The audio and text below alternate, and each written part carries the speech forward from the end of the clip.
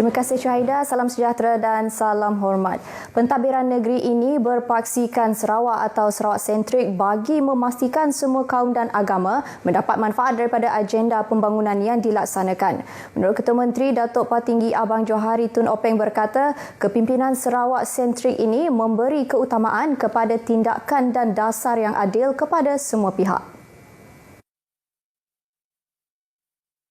Jelasnya tiada kaum yang mampu memerintah Sarawak secara bersendirian. Sebaliknya, pentadbiran negeri yang berpaksikan keperluan dan manfaat Sarawak serta rakyatnya dilaksanakan dengan pelibatan semua kaum telah memastikan Sarawak mampu membangun mengikut acuannya sendiri. Sebab itu dasar kerajaan pimpinan kita daripada Allahyarham Tun Rahman, Tun Taib dengan saya adalah Sarawak Center.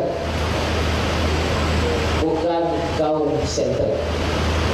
Kerana kita tak adil pada semua. Dengan memiliki undang-undang sendiri serta mempertahankan undang-undang negeri dan menggunakannya dengan sebaiknya, ia juga telah membantu Sarawak mengembang sosio-ekonomi negeri. Memberi contoh kejayaan perjanjian antara kerajaan negeri dan Syarikat Petroleum Nasional Berhad Petronas dalam menyelesaikan isu berkaitan pengurusan minyak dan gas, Datuk Patinggi Abang Johari berkata ia merupakan antara cara Sarawak mempertahankan undang-undang negeri yang berpaksikan kepentingan Sarawak. Ketua Menteri berucap demikian pada Majlis Tanah Projek Pembinaan Wisma Melayu Sarawak di Kuching. Fasa pertama projek bernilai sekitar RM5 juta itu di Jalan Diplomatik Petrajaya dijangka siap dalam tempoh 24 bulan. Bangunan di tapak seluas 2.63 hektar berkonsepkan Tengkolok Melayu itu bakal memiliki bilik persidangan yang mampu menempatkan 2,000 orang, bilik seminar dan mesyuarat, galeri, pejabat, surau, ruang parkir serta taman rekreasi. Kira-kira 500 penduduk di Kampung Merakai Serian kini menikmati bekalan air bersih dan terawat selepas pelaksanaan projek saluran paip baru sepanjang 12.8 km. Menteri Utiliti Datuk Seri Dr. Steven Rundi Utom berkata, projek pembukaan saluran paip bernilai RM5 juta itu dibiayai sepenuhnya oleh kerajaan negeri. Jelas Datuk Seri Dr. Steven, projek tersebut siap pada Disember tahun lepas melibatkan pembinaan saluran paip dari Simpang Ladang Gedong ke Kampung Merakai serta pemasangan paip komunikasi untuk 70 buah rumah dan sebuah sekolah. Ia sekaligus menyelesaikan isu bekalan air bersih dan terawat yang membelenggu penduduk di Kampung Merakai Serian yang hanya bergantung air hujan sebagai sumber utama. Beliau berucap pada majlis perasmian projek utiliti Merakai bahagian Serian di Dewan Kampung Merakai Serian. Pada itu, Datuk Seri Dr. Steven Rundi memberitahu sejumlah lebih RM5,998,000 diperuntukkan bagi melaksanakan projek penyambungan elektrik ke Kampung Merakai yang memberi manfaat kepada 69 buah isi rumah. Ia selaras dengan usaha kerajaan negeri untuk merealisasi visi mencapai liputan bekalan elektrik seluruh Sarawak menjelang tahun 2025. Rakyat Sarawak yang berada di Semenanjung Malaysia dinasihatkan untuk tidak balik ke kampung halaman masing-masing untuk menyambut Hari Krismas atau bercuti hujung tahun. Menteri Kerajaan Tempatan dan Perumahan Datuk Seri Profesor Dr. Sim Kui Hian berkata, nasihat itu dibuat berikutan peningkatan kes positif COVID-19 di zon-zon merah di Semenanjung Malaysia. Jelasnya, rakyat Sarawak yang berada di Semenanjung Malaysia pernah diminta untuk tidak pulang ke kampung halaman untuk menyambut Hari Raya Aidilfitri dalam tempoh Perintah Kawalan Pergerakan PKP dan menyambut Gawai Dayak dalam tempoh PKP bersyarat. Profesor Datuk Seri Dr. Sim yang juga Timbalan Pengerusi Jawatankuasa Pengurusan Bencana Negeri menyatakan demikian di Kuching. Dalam majlis berasingan, Datuk Seri Dr. Sim meminta pihak berkuasa tempatan PBT untuk meningkatkan lagi penguatkuasaan prosedur operasi standard SOP untuk menghentikan penularan COVID-19. PBT ujarnya juga perlu memastikan tiada pertambahan kes positif atau kluster baharu, lebih-lebih lagi selepas sambutan Hari Krismas dan Tahun Baru 2021. Beliau berucap pada Majlis Anugerah Perkhidmatan Cemerlang Kementerian Kerajaan Tempatan dan Perumahan di Kuching. Seramai 125 kaki tangan daripada 6 agensi, antaranya Jabatan Pengairan dan Saliran, Jabatan Perkhidmatan Pembentungan dan Majlis Bandaraya Kuching Selatan menerima anugerah dalam majlis tersebut.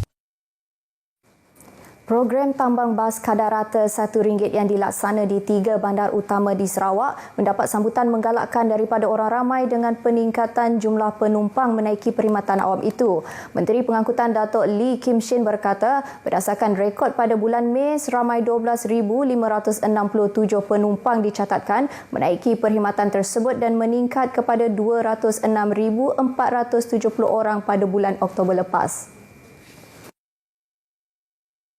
Di Sibu, sebanyak 4,834 penumpang direkodkan pada bulan Mei dan 76,895 penumpang pada Oktober. Manakala di Miri, seramai 7,823 penumpang direkodkan pada Mei dan melonjak kepada 64,284 penumpang pada Oktober. Di Kuching, program tersebut yang bermula pada bulan Jun mencatatkan seramai 17,787 penumpang pada bulan Jun dan meningkat kepada 65,291 penumpang pada Oktober. Beliau menyatakan demikian dalam satu kenyataan media selepas mengadakan pertemuan dengan Persatuan Syarikat Bas Sarawak di Kuching.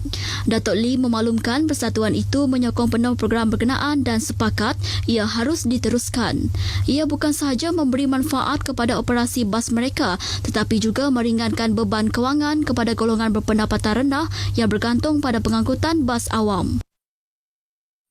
Jabatan Bomba dan Penyelamat Malaysia JBPM mengingatkan penduduk di kawasan rendah dan tinggal di tebingan sungai di Limbang supaya peka dengan keadaan semasa. Ketua Balai Bomba dan Penyelamat Limbang Primus Tiandun berkata, ketika musim tengkujuh ini, hujan berterusan boleh mengakibatkan banjir berlaku, seterusnya mengundang bahaya kepada penduduk di kawasan berisiko sekiranya alpa. Bagi memastikan keselamatan penduduk terjamin, pemantauan di kawasan-kawasan berisiko kerap dilakukan oleh JBPM Limbang. Kami fokuskan kepada yang kawasan-kawasan rendah, tebingan sungai, terutama sekali di Ulu Mendamit ini.